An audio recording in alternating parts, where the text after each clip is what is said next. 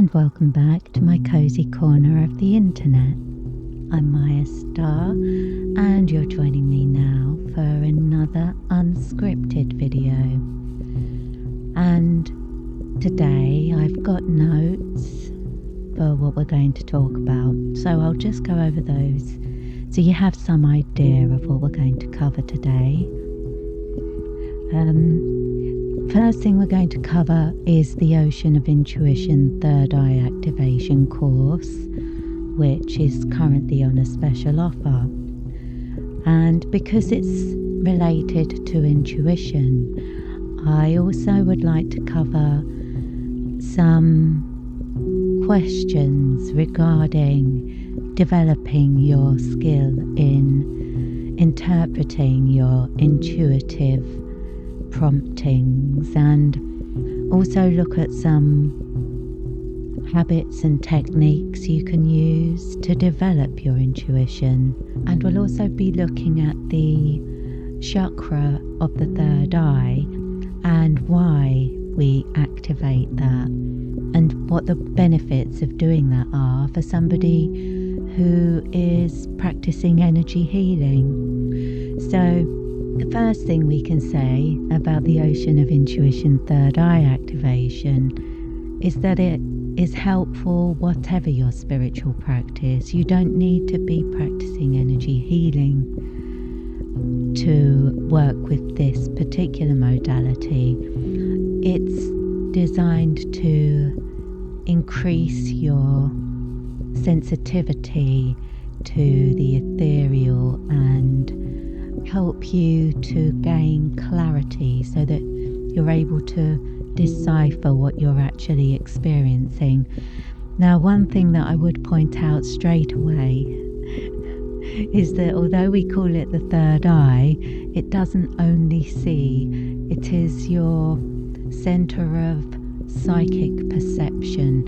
And in the Avalonian tradition, the Avalonian trilogy of courses includes the Avalonian Alignment Program, Star of Avalon Ascension, and Avalonian Spectral Activations. And in that system, the third eye chakra is also called the Star of Perception. And I think that communicates pretty well why it's a bit misleading to think of it as your third eye. It's your center of perception, the filter through which you interpret the energetic reality.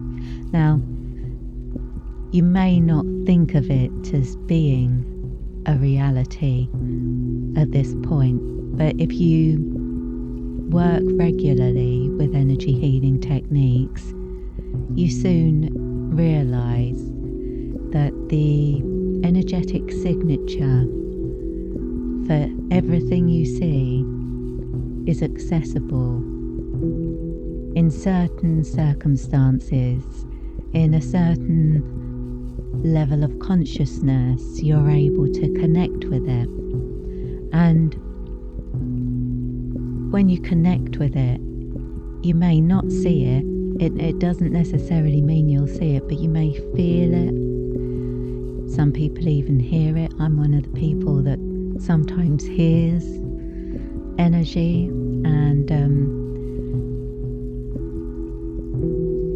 some people just experience a sort of vibration. They're aware of a kind of resonance within their energy field, which is much harder to explain.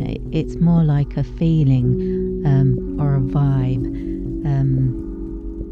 but certainly not something that you can see. So that's the first thing to point out. That opening the third eye isn't only about being able to see people's auras or anything like that.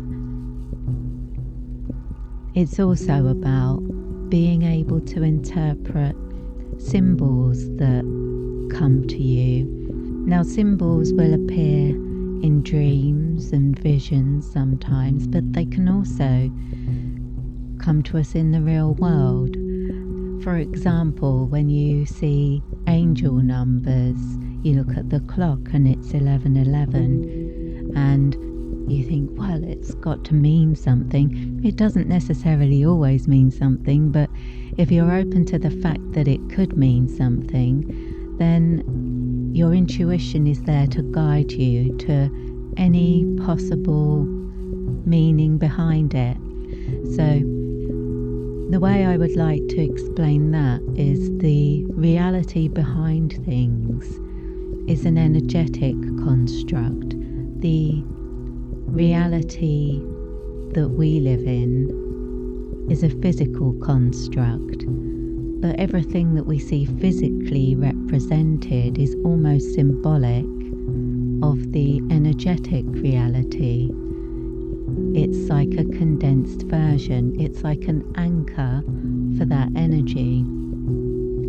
And so developing your intuition can also help you to differentiate between the subtle, very subtle differences between those energetic signatures. Now, that's not something that happens overnight. It does take practice. It does mean you'd need to regularly work with energy healing techniques to develop your energetic vocabulary. You become aware of different vibrations by being attuned to them. And once you've been attuned to them, you experience more of that resonance. So you're able to differentiate one frequency from another.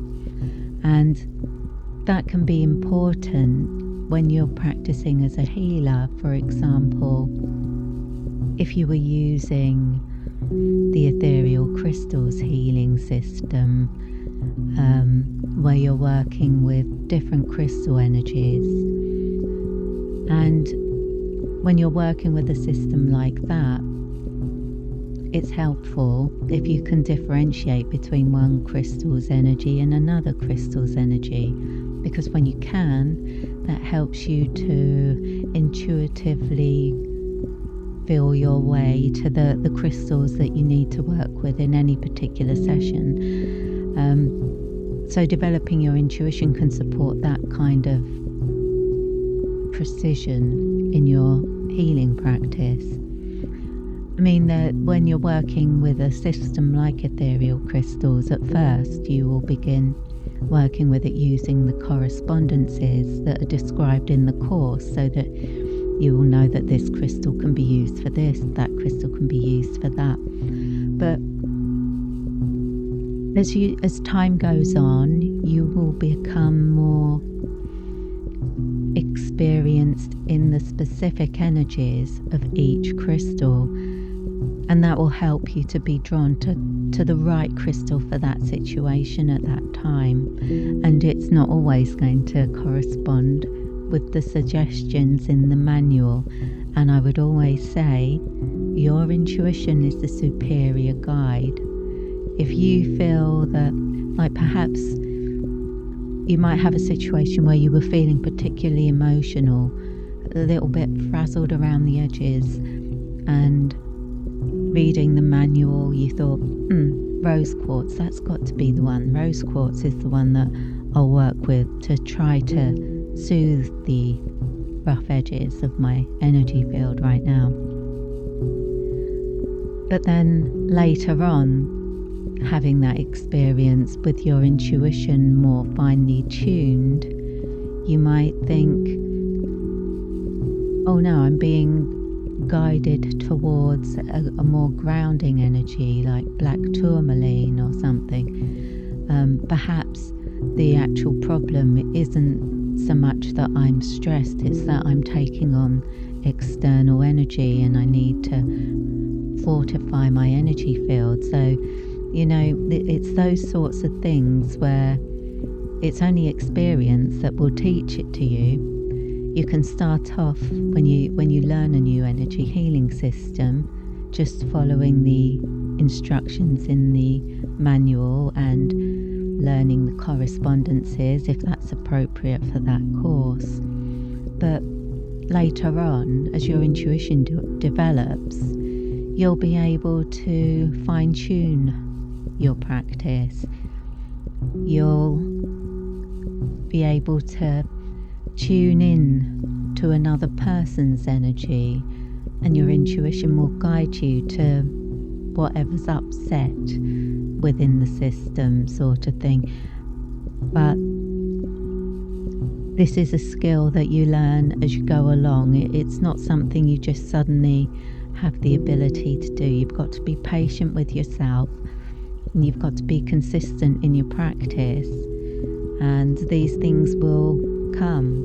So that's the main reason why we activate the third eye. It's going to also, it helps with other things such as dream interpretation and being able to understand symbols and impressions that come to you.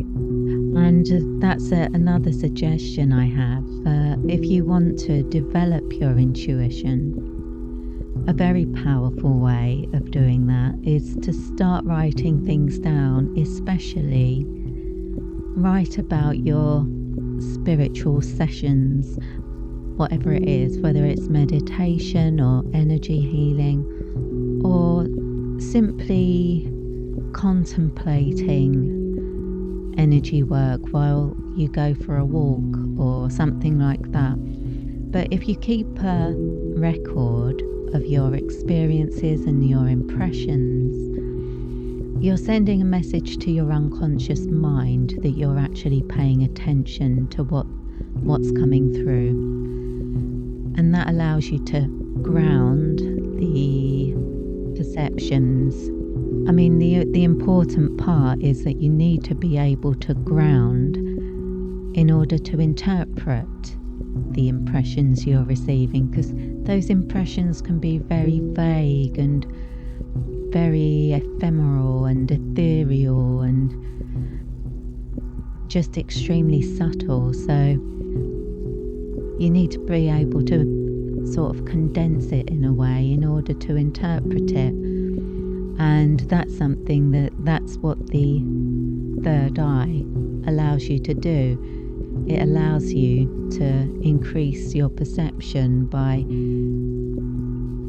sort of creating the filter that allows the energy to be experienced in a condensed way. That means you can put a name to it. That means you can that you get some sort of feedback, so you know it's there. Perceiving it is half the battle, because it at first, one of the main problems people run into when they're trying to connect with subtle energy is that they're trying too hard, and that they have expectations of what their experience of that energy is going to be. They think they're looking for tingles, or they're looking for heat or feelings of coolness or something like that. And if you have a specific idea going into it as to what you think you should experience, you're actually limiting your perception, and that's quite a fast way to squint your third eye. So you may pick things up, but you may not. And when you do, the lens that you're filtering it through is going to be a little bit more compromising, because you're already applying judgments, definitions, and measurements to your experience of that energy, when what you're actually looking to do is experience something beyond what you've been able to perceive in the past. So it's not really helpful to bring your previous experiences or lack of previous experiences to the table. Another point that I've got on my list, the biggest impediment to your intuition is your ego. Your ego wants to label things, and it wants to quantify and analyze. And when you bring that energy to your spiritual practice, sometimes it can restrict your intuition. something that I would point out here is you have access to different states of consciousness, and some are conducive to certain work and others are more conducive to other work. And like, that's one of the things that I've always found when I'm doing spells for people. I can't do divination at the same time, and it's like those two things, my consciousness is just so different. On the one hand, when you're working a spell or you're directing energy magically, you're very focused and the energy is being expressed outwards.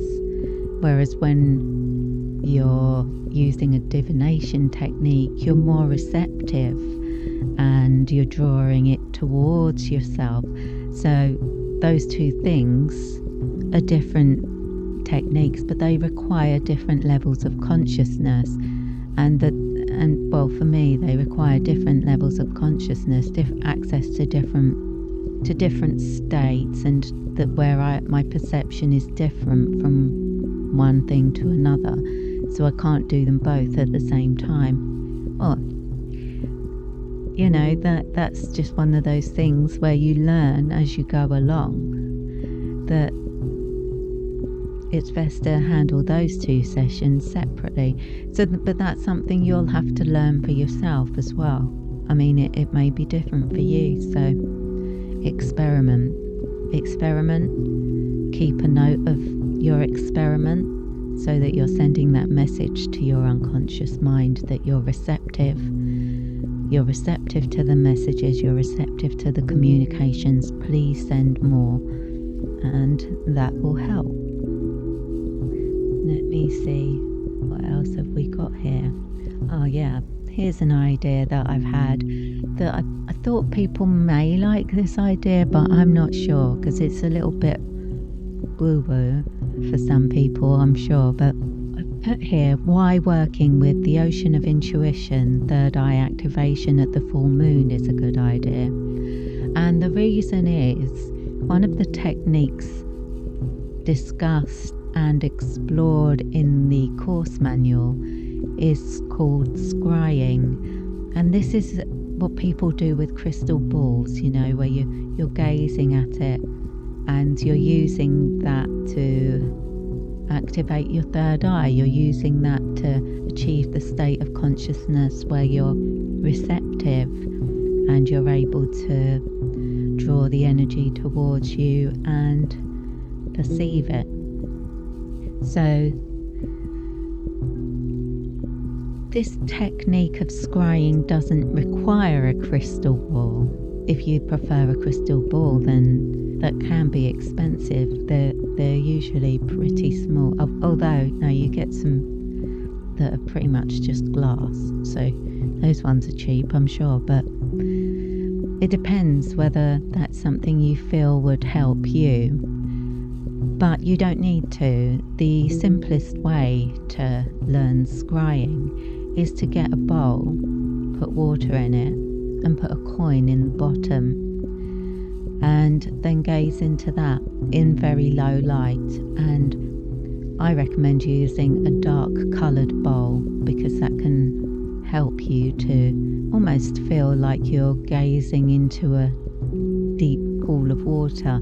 It's funny how as your consciousness releases, you start to experience the water within the bowl, and if you feel energy vibrations, if you become more aware of them, you get used to the experience of connecting with the elements as well. And when you connect with the element of water, that is the element that's associated with your intuition. So it can be good in that way, just having the physical representation of water that you can think is a symbolic representation of the ocean of the unconscious, the ocean, the great ocean of the collective unconscious, which is basically the energetic reality that underpins our physical reality, where we find all the magic and meaning, and if you're looking for it, you ultimately will find it.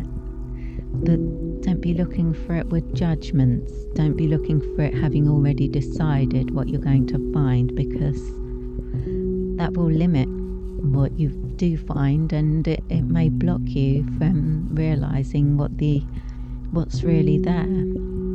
And developing that mindset takes time, but a practice like scrying can really help, because it requires you to focus on being receptive to those energetic signatures, to the emanations from those signatures that interfere with your energy field to a very subtle extent, but which you can learn to perceive over time.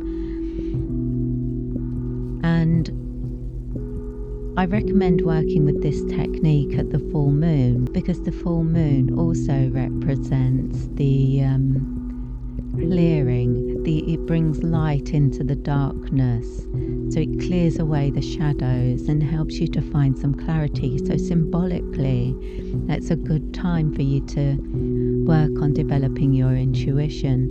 And even if you think, well, it sounds like a bit of a palaver, it's not really what I do with my spiritual bowls of water, full moons, it's getting complicated. You don't have to do any of that. It's just that if you're the sort of person who likes the routine and likes to practice their energy healing on a regular basis, and you want to switch it up and you want to work with different techniques and different energies, then it's good to have a routine that aligns with, it could be dates, it doesn't have to be the actual full moon, but because the full moon is a symbol for bringing light into the darkness, it can be a good time to do it. And also, during a full moon, those subtle energies are amplified, and that can make it easier for you to perceive them. Although that's not a guarantee, some people just find they're more emotional and ungrounded around the full moon, and if you fall into that category, you might find it easier to develop your intuition and work with scrying during the dark moon instead, when the lunar influence is much more subdued. So those are things that you can try. But I think that it's good to have a regular monthly ritual for scrying, because it does take time to learn, and it's kind of boring in the beginning. If you were to just sit down every single day to try to learn scrying, I think you'd find it pretty tedious, and you'd quickly think it was pointless, because it doesn't come to you immediately. So having a regular monthly experiment running is a good idea. And the other thing you can do is make it a session where you're not only going to be using the scrying technique, you could also be working with another energy healing modality that is completely unrelated and has a completely different way of using it.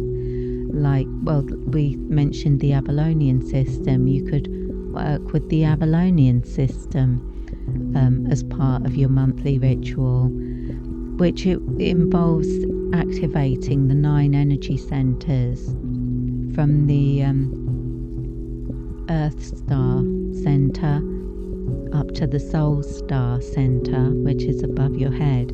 Well, the chakras correspond with different levels of consciousness and different experiences, but also with different crystals, different planets, different times of year, different times of day, and you can build up quite a catalogue of correspondences as you progress your energy work. And by doing that, you're teaching yourself to connect with those symbols, to be able to look at the sun at midday and think, oh yes, the solar plexus chakra. No, oh yes, the lion. And if I were to choose an oil, I might choose cinnamon oil. Like, you have a catalogue of correspondences after a while, and as that builds up, you're able to interpret symbols more easily. So working with a system like the Avalonian Trilogy, when you're working with the Ocean of Intuition Third Eye activation, can also be helping you to develop your intuition, but in a different way, by learning the correspondences, by practicing the meditation technique, using symbols, which can help you to develop your skill in visualization. But do remember that none of these things come to you immediately. It takes practice, learning to visualize things and to use mantras without becoming distracted and things like that. It takes a little while, but regular practice is the key to that. So, and after a while, the rituals that you create just become your own, and you don't feel like you need to be reading the instructions as you go along. You're able to just go with the flow a bit more. That's everything that I wanted to cover in my general talk related to the Ocean of Intuition. But I've also got a couple of questions to cover. And the first of these is, I feel blocked when I try to read another person's energy. Will this course help? Referring to the Ocean of Intuition Third Eye activation. And the answer to that is yes, but with certain parameters, because this person didn't say in what context they were trying to read somebody's energy. I'm not sure if the person that they were trying to read had given their consent. And if you're trying to read somebody's energy without their consent, you are very likely to feel blocked, because that would be very inappropriate. So let's assume that they had the other person's consent, but were still not able to really connect with them. Or it may not be you at all. That can be that the other person's energy is shut down. So, you can't judge your experience based on experiments on one person, because I've actually found that often it's when people drink alcohol, their energy can be quite shut down. But there are other things, some people, their energy might be shut down by medication, by illness, by emotional dysregulation. It could be anything, but it can also be you're trying to interpret their energy through a filter that's too limiting, and that you're squinting with your third eye, trying to see something that isn't actually there, rather than being receptive to what is there. So again, it is just a question of regular practice and learning to achieve the state of consciousness you need to achieve in order to gain those impressions and perceive the subtleties of another person's energetic field. There isn't a shortcut to it, I'm afraid. You need to be patient and consistent, and these things develop over time. And on another note, if you feel like you're in a tremendous hurry to be able to read another person's energy, like it's urgent, that's your ego talking. Your soul doesn't have the same kind of fixation. So you need to try to move away a bit from that ego consciousness and trust in the process. Be more open to the process and receptive to what the universe knows that you're ready for, rather than what you think you're ready for. Okay, and the second question is, Oh, this one I actually truncated the question because it was quite a long question, but I summarised it as which courses can help me to get stronger in my channeling ability. And one of the recommendations I made in response to this question was the Ocean of Intuition Third Eye Activation, but there are other options, and so it really depends on how you plan to work with the system. And the most comprehensive option is the Starseed Psychic Activations course, which is a series of 10 attunements. So that's a more comprehensive energy. And by completing those attunements, you're increasing your access to the information. I compare it with going from dial-up to broadband. So you're actually speeding up your connection. But in that case, developing the connection and speeding it up are things that you can do at the same time. So I feel like working with both systems is the optimal method, but working with either of them would strengthen your ability in channeling. So, there we go. I think that's everything I wanted to cover. Okay, so on Wednesday, the next meditation track is going to be released, and this is a track for working with the Ocean of Intuition Third Eye Activation. So it can be used during the attunement and as well as during your sessions working with that energy. You can use it without the attunement, but it's not going to be as powerful as if you're using the attunement and then amplifying your experience by working with the meditation after you've been attuned to the energy. So that's going to be released on Wednesday, and it will already be out on Spotify by the time you're seeing this. So if you want to stream it now, it's on Spotify, Amazon, all the music apps. And you'll also find there are ambient versions of it. Now, I recommend the ambient version with the ocean waves for working with this energy, because the ocean is representative of the collective unconscious, and that's really going to help you to align with those symbols. Don't underestimate the power of doing something with intention. And if you are listening to the ambient version with the ocean waves, you can be thinking that you can hear the waves of the ocean, of the collective unconscious, washing up on the shore, leaving you gifts and symbols on the shore. And then you can become a beachcomber and start picking them up. But it's evocative, and so I'm going to recommend that one, the ocean version, the ocean waves mix. And I think that's all we've got for today. Oh, got a new camera. You may have noticed that.